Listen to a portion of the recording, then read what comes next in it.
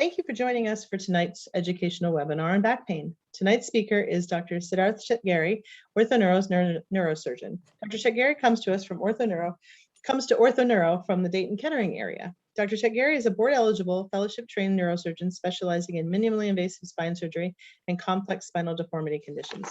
Dr. Shetgeri's scope of services includes minimally invasive spine surgery for degenerative conditions, complex spine surgery for scoliosis for adults and adolescents, spinal fusion surgery, spine trauma surgery, spinal cord stimulation, kyphoplasty, sacroiliac joint surgery, and general traumatic cranial neurosurgery. Dr. Shetgeri will answer questions following his presentation.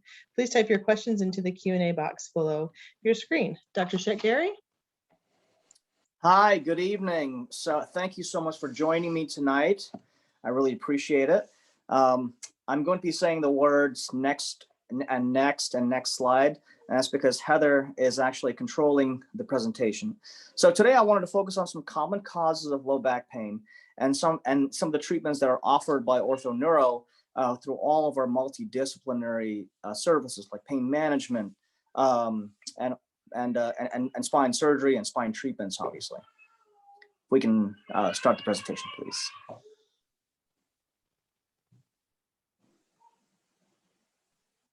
Can you see it? I can see it. It's just still loading. Is everybody else able to see it? Or it's not loading on my end. I can see it. So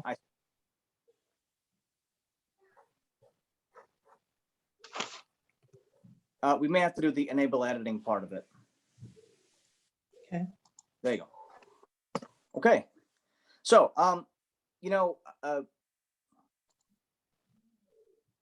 perfect. Can you see it now? Yes, still loading. Okay. So once again, we're going to be talking about some of the common causes of low back pain. Next slide.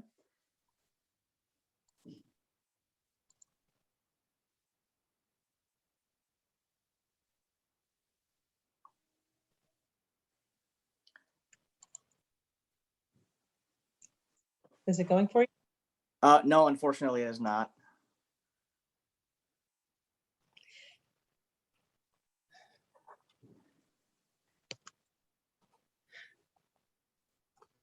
I apologize to the audience. We seem to be having some technical difficulties. If you give us just a moment, we'll work on those. Okay.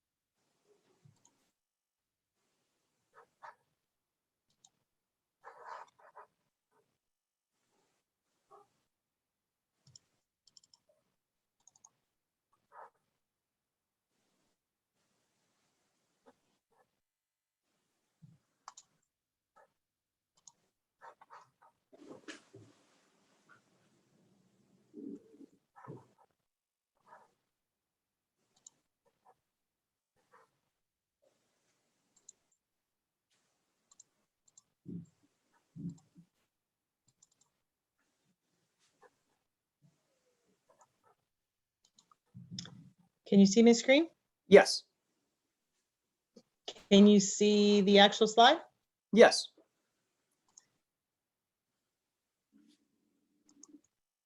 Can you see the next slide? Yes, I can.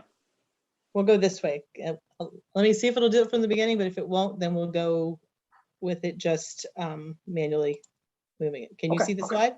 Yes.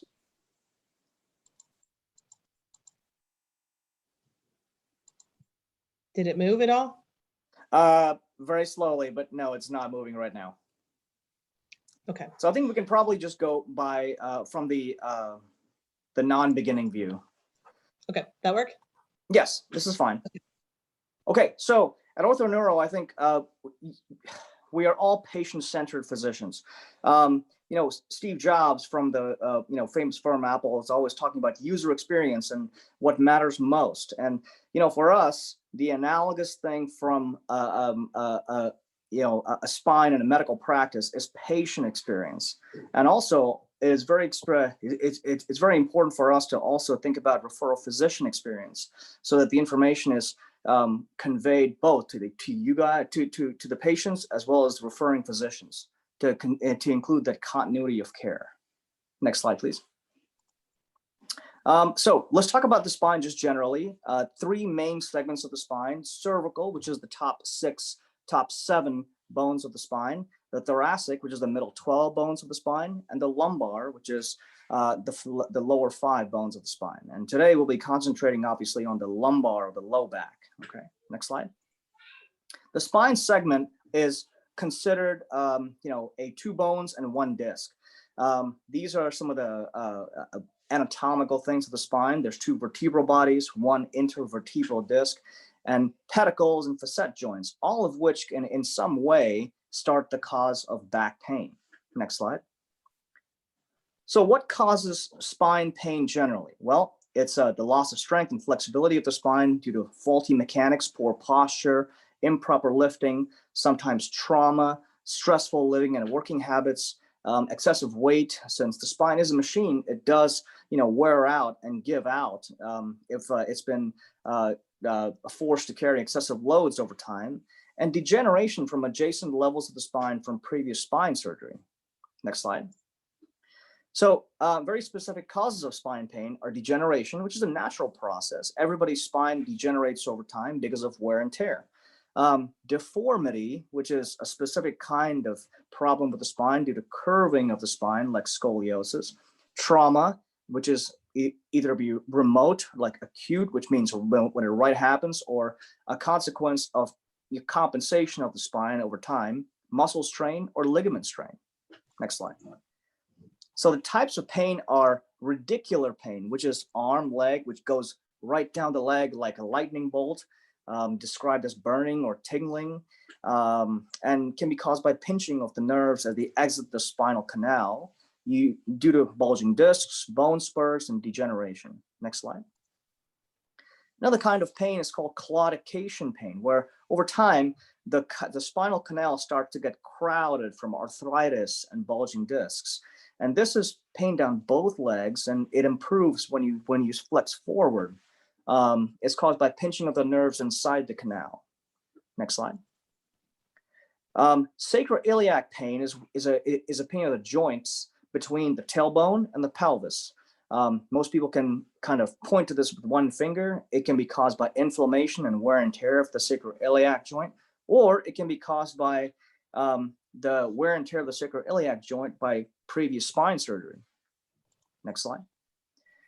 Adjacent level disease is one thing that unfortunately we have to deal with as spine surgeons that take care of people over time. It occurs as levels above and below previous areas of surgery degenerate over time. As you can see in this slide, as the spine heals from a fusion surgery, the discs above and the discs below start to degenerate more because of wear and tear. This is because of increasing stress on levels next to fused levels, and it occurs due to disruption of the natural anatomy because of previous surgery. Next slide. And this is one of the cartoons that one of the MRIs and X-rays that we can see.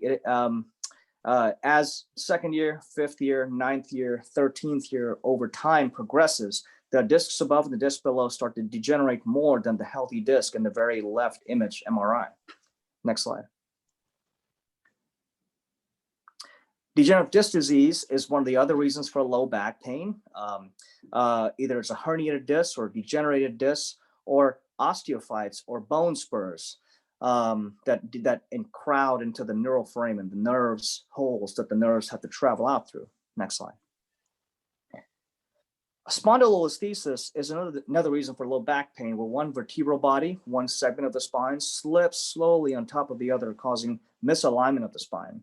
And spinal stenosis is a reason why this occurs, causing pain, both down the legs or just in the back. Next slide. What kinds of things do we use to diagnose these things? X-rays are extremely important, simply because X-rays show us alignment of the bones. Next slide. CAT scans are more fancy, more collimated type of X-ray that shows bony alignment and bony anatomy and the quality of the bones. Next slide. And of course, MRIs are the next more advanced type of imaging that show us soft tissues, discs, spinal cord, nerves, ligaments. Next slide. So how do we progress in treatment of low back pain?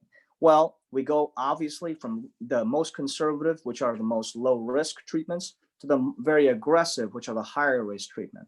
So we start from behavior modification, physical therapy, chiropractic, using of a brace for the neck or the low back. Then we start into injections, and then finally surgery of some kind. Next slide. Non-surgical treatments include physical therapy, pain medications, anti-inflammatories, chiropractic and bracing. Next slide. More than 70% of all people in developing countries do have back pain. Not all patients need surgery. And conservative treatment is the best for targeted therapies towards the reducing pain from the cause of degeneration. And the majority of cases of back pain improve within 6 months without surgery, and including just simply conservative treatment. So this is where we should start. Next slide. So tons of different kinds of conservative treatment have been prescribed both by myself and other pain management physicians and primary care physicians as well. Ice and heat therapy, NSAID medications, core strengthening, and physical therapy. Next slide. The next step after the conservative, non-invasive therapies fail are injections. And injections are directed directly towards the causes of chronic back pain. They sound scary, but they're not that scary. They use X-rays. They're very powerful anti-inflammatory and steroid medications that we use to reduce inflammation. They don't involve sedation, and they're very low risk, less discomfort, and less recovery time. Next slide. What type of injections do we recommend? It depends on the cause of back pain. The most common is the epidural steroid injection. Next slide. This is where either a surgeon or a pain management doctor. Sorry. Can we pause for just a minute? Sorry. Yes. Yeah, I'm getting a call from a physician. I apologize. Okay, I apologize. We can continue.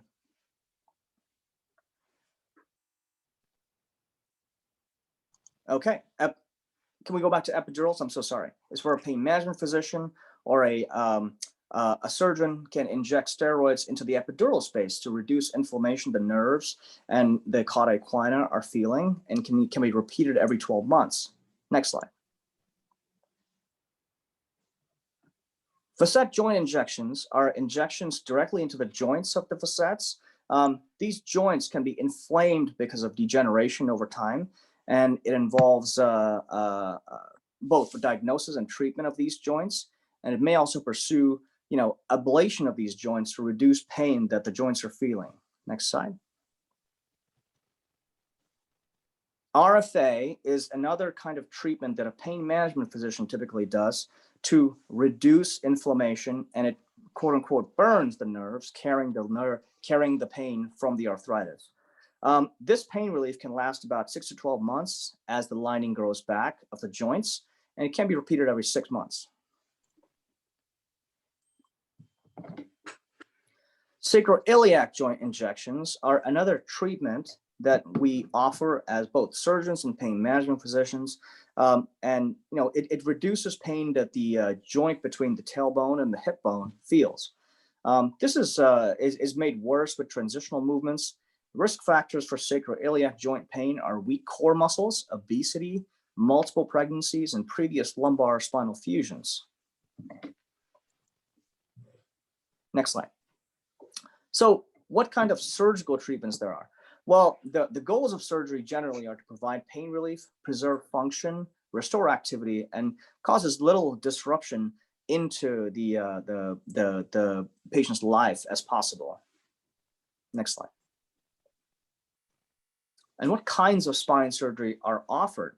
Well, my philosophy is I'm a minimalist. I do as little invasion of the tissues, of joints and bones as possible. And in my experience, there's been 4 different kinds of spine surgery that generalize what we can offer patients well. The first kind of spine surgery is leg pain surgery. which are small incisions, typically outpatient surgeries. Patients come into the hospital, have the surgery for about an hour, and then leave the hospital 2 hours later. The recovery is pretty low. The recovery is pretty quick. Then there's back pain surgery, surgery specifically for back pain. This type of surgery involves rods and screws and immobilizing spine segments. The third kind of surgery is spinal deformity surgery. This involves surgery for scoliosis. These are typically bigger surgeries and it's for bigger problems. And the fourth kind of surgery is functional surgery, which is spinal cord stimulation surgery. This involves surgery for patients that have had previous surgery and nothing has really worked. And so this would be the last line of defense. Next slide.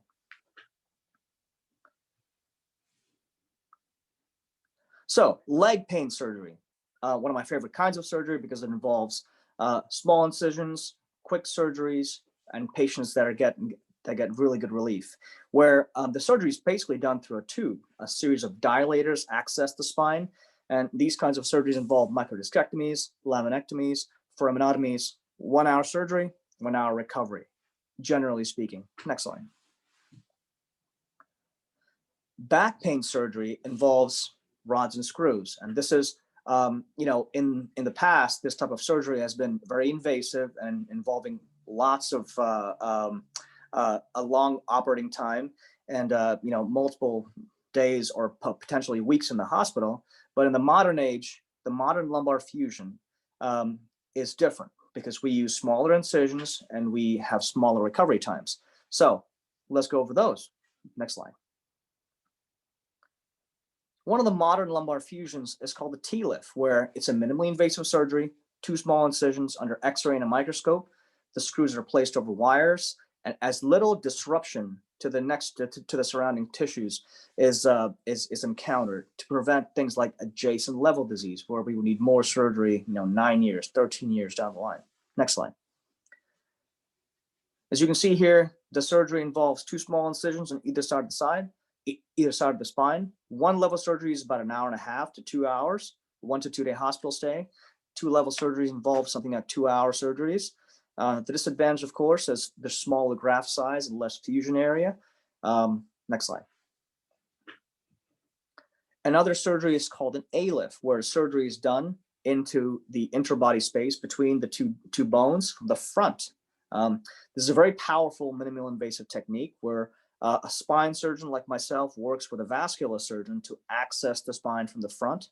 And this is for powerful reduction of slips or spondylolisthesis and great indirect foraminal decompression. Next slide. This surgery typically involves 3 incisions, 1 in the front and 2 in the back, or 1 on the side and 2 in the back. 1 level, 1 to 2 hour surgery, 1 to 2 day hospital stay, large graft size and good fusion of the potential inbuilt screws. This can be used just from the front or from the front and the back. Next slide. Another surgery is one from the side. So once again, minimally invasive technique where the upper lumbar levels can be approached from the side and can be used by itself or supplemented with screws from the back. Next slide. Once again, this is a 1 incision on the side, 2 incisions in the back, 1 level between 1 to 2, maybe potentially a 3 hour surgery, 2 to 3 day hospital stay, and very good fusion. Next slide. The choice is what the patient's needs are. The goal is to create smaller incisions, less exposure, less dissection, less time in the hospital. And this results in less pain medications necessary and lower chance of needing that adjacent level disease future surgery. Next slide. So in the modern age, we also do things like non-fusion devices. And these are the things called artificial discs. For the low back, these are approved for 2 levels, L4-5 and L5-S1. This is for a very select group of patients that don't have much back pain and generally have a lot of leg pain. And the spine is able to maintain that range of motion. Next slide.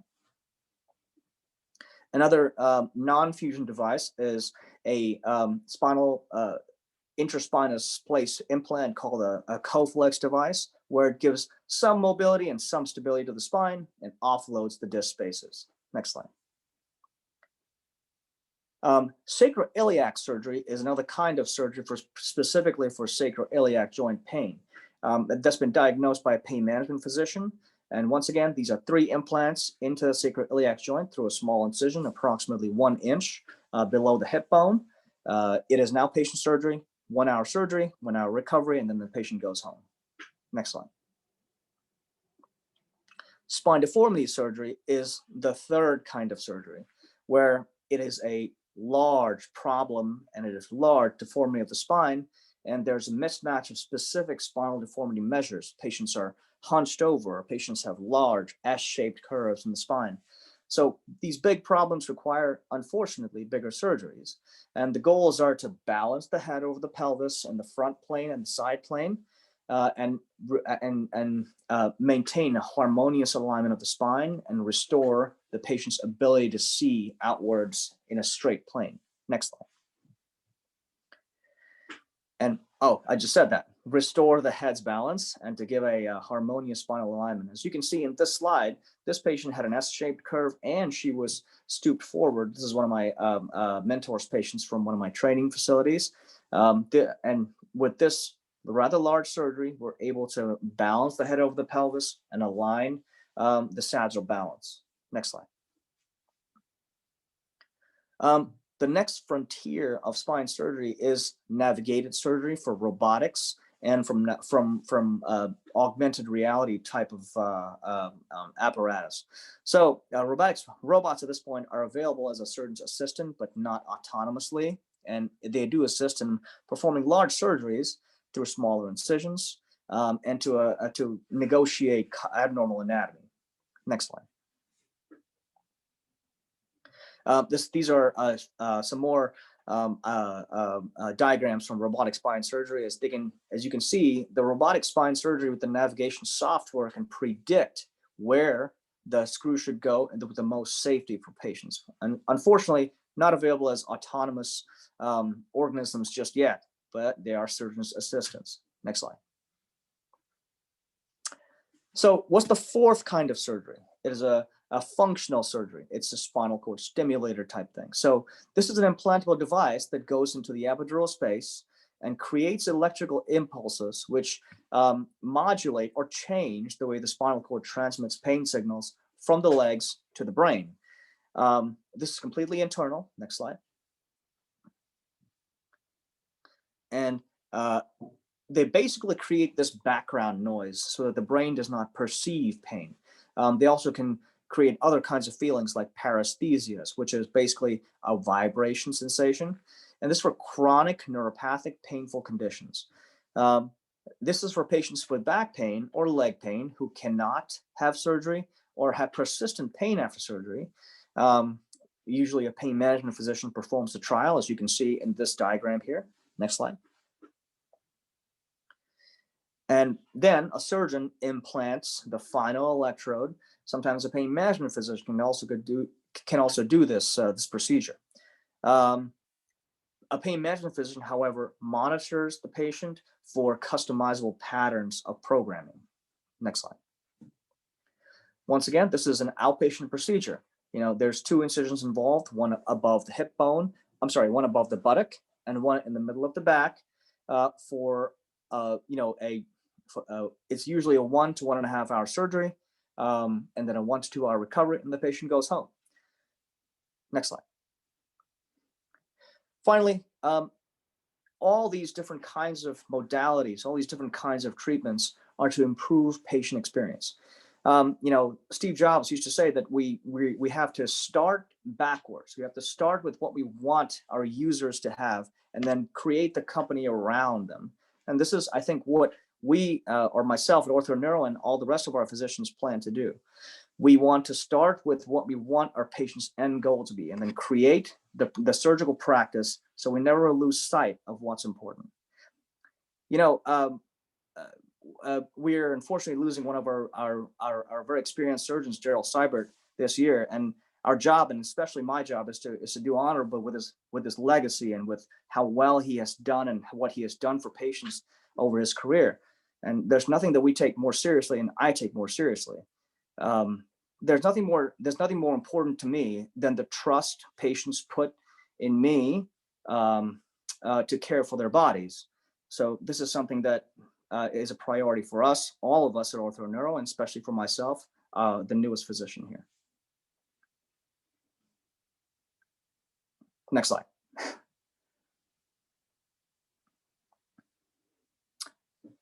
What questions can I answer?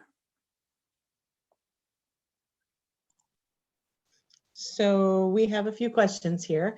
I have moderate to severe arthritis in my upper and lower back. I Yeah. have pain in the area of the left, where the left kidney would be. I do not have a left kidney, so it's not related to that. There is Okay. not a joint in that area. How can it be labeled as arthritis? Okay. The upper lower back, is that what the question is? Sorry, the upper low back? Yes, upper and lower back. Upper and lower. Mhm. Yeah. So there are there are various things. There are various organisms, and there are various areas of referred pain that go to this area. One of the things we'll jump to first is a kidney problem, because a kidney can cause referred pain in this upper flank / lower back area. However, joints in the spine can send referred pain towards that area. So arthritis in that area can be referred pain from other joints going to that area. Additionally, radicular pain, which is pain from nerves, can come to that area from the upper low back, upper lumbar spine, like L1, L2, or L3. So it is technically arthritis, but of course, I would have to see the patient, and I would have to kind of look at what's going on to get a wholesome view of what can be done for them. Thank you. Next question is, what limitations will I have after surgery and for how long?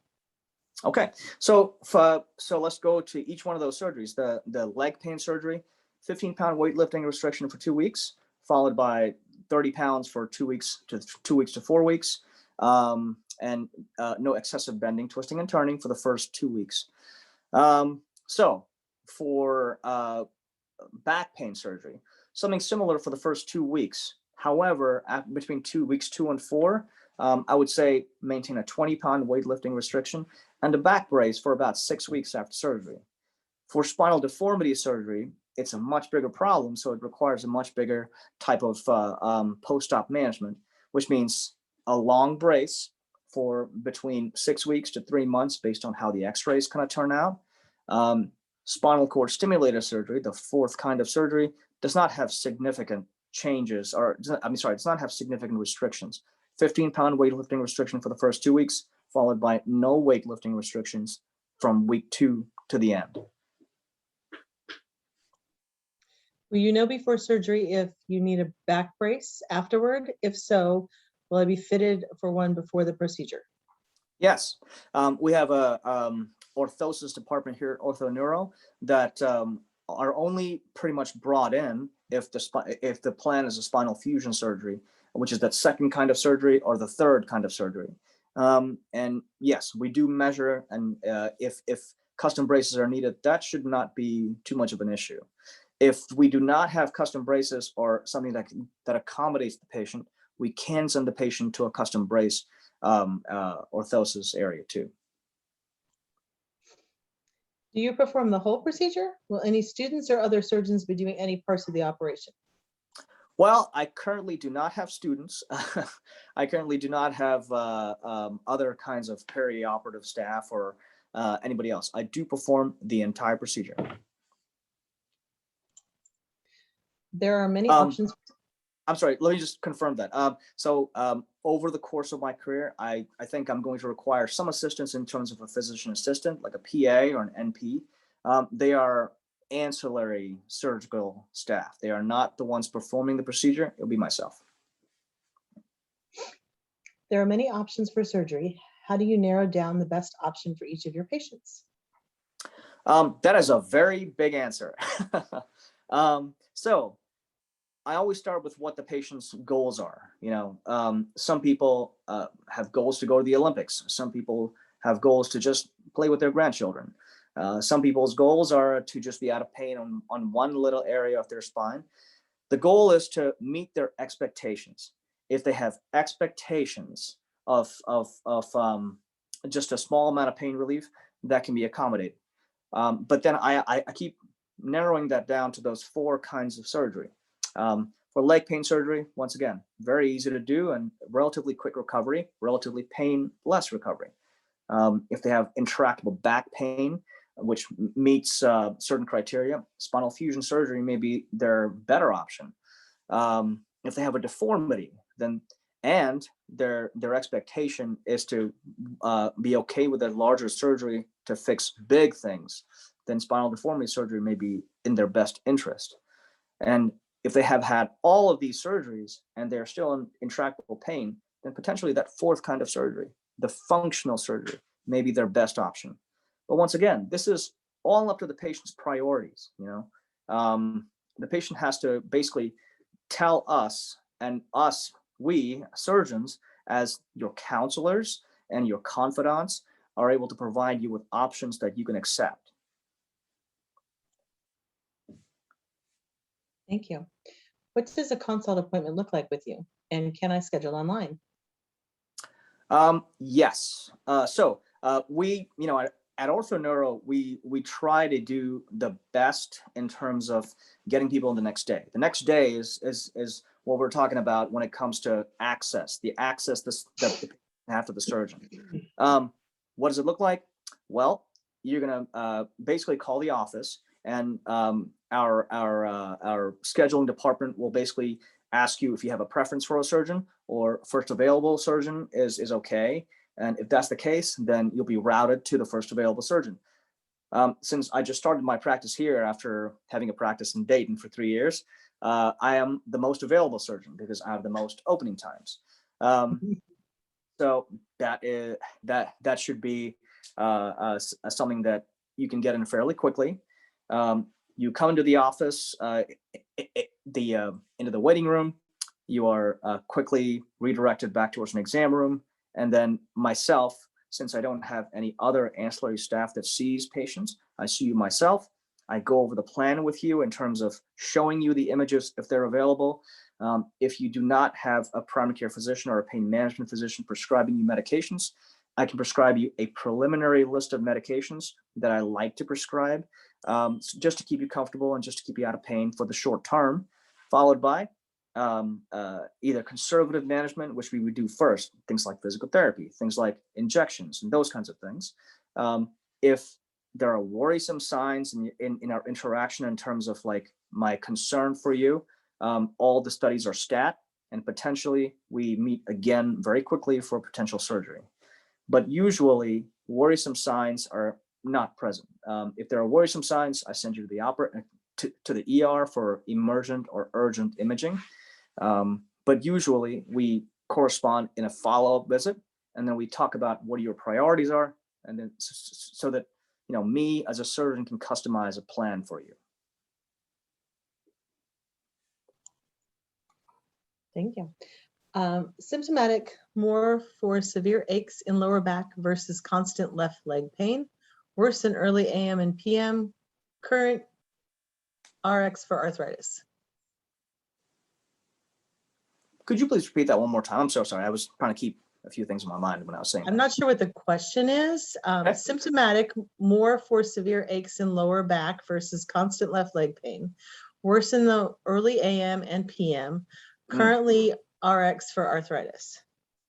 Yeah, this is where I would say an MRI is pretty important, because if the leg pain is more than the back pain, then a couple of things could be the issue. The issue could be a herniated or bulging disc, or it could be a foraminal stenosis, which is severe narrowing of the nerves as they exit the spine.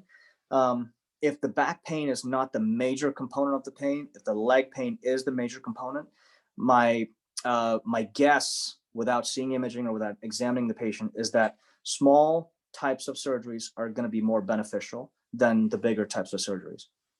The bigger types of surgeries are usually for back pain. So the algorithm is, you come see me in clinic, I get an MRI, I make sure my suspicion is confirmed, and then I would probably send this patient for epidural injections and physical therapy, and then follow with myself in about 4 to 6 weeks to see if they got better or if their pain is satisfactorily controlled. If not, we would progress to a potential surgery. And I think the small surgery for this patient would be more appropriate for leg pain surgery.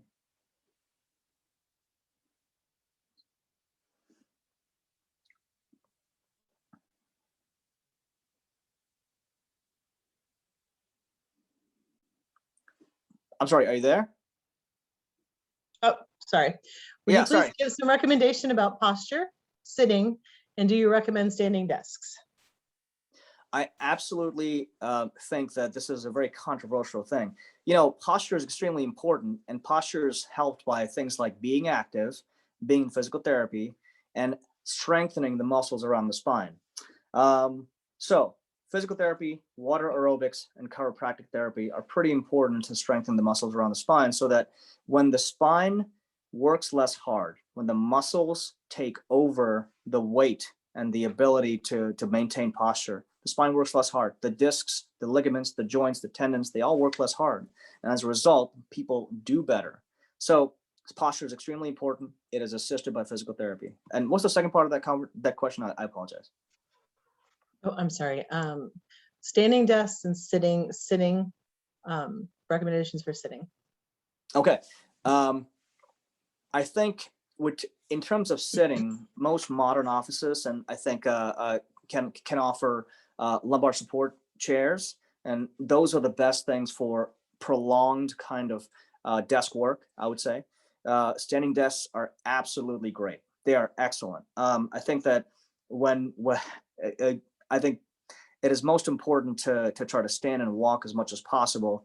And I think that it assists both in core strengthening, and it's better for posture generally.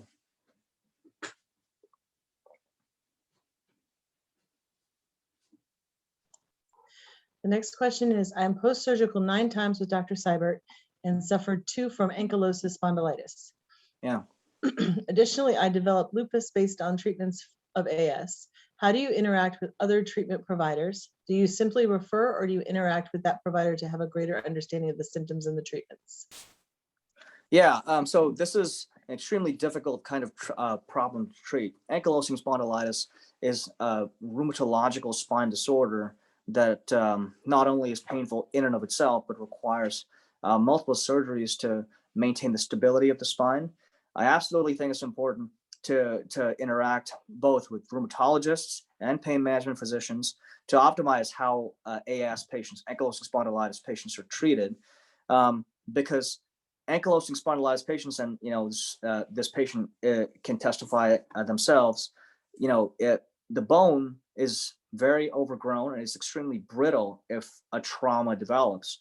And so this can be a very difficult type of a disorder to treat both surgically and non-surgically. It only helps multiple providers to be in close concert to get the best result for patients. Do we have any additional questions?